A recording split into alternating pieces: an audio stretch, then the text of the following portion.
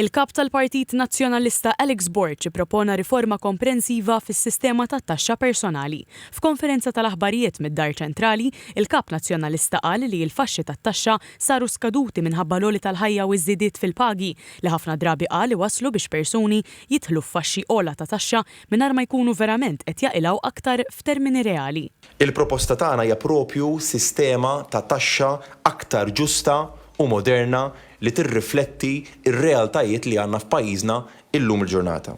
Għal dan il-għan ħabbar riforma fit-tax bands għal ħaddiema, self-employed, pensjonanti, persuni li jgħixu waħedhom, miż-żewġin u ġenituri. Ġi spjegat li l-faxex tat-taxxa għal kull kategorija se jkunu maqsumin b'tali mod li r-rati ta' 15% u 25% japplikaw fuq firxiet qusa u r-rata ta' 35% tapplika biss minn 80,000 euro l-qoddim b'implementazzjoni gradwali fuq sentejn. Intqal li din il-miżura se taffettwa 300,000 ħaddiem u se tiggarantixxi minimu ta' 1,200 euro fis-sena lil kulħadd bi spiża netta ta' bejn 110 u 130 miljun euro.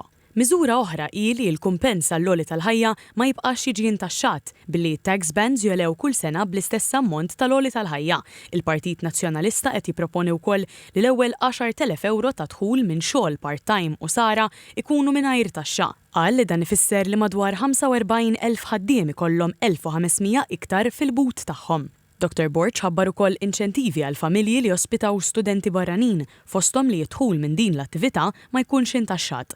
Qal ukoll li fejn ġenituri jaqaf mix-xogħol biex jħossib id-dar u l-istudenti jingħataw krediti tal-kontribuzzjonijiet soċjali sa massimu ta' 3 snin. Miżura oħra hija Skills Wallet ta' 1,000 euro kull 3 snin għal kull ċittadin Malti minn 18-il sena sal-età tal-irtirar biex jintuża l-taħriġ u korsijiet marbuta max-xogħol. Dan mhux rigal lejn elezzjoni biex aħna niksbu l-vot tiegħek, imma din hija viżjoni ta' investiment fil-futur ta' pajjiżna.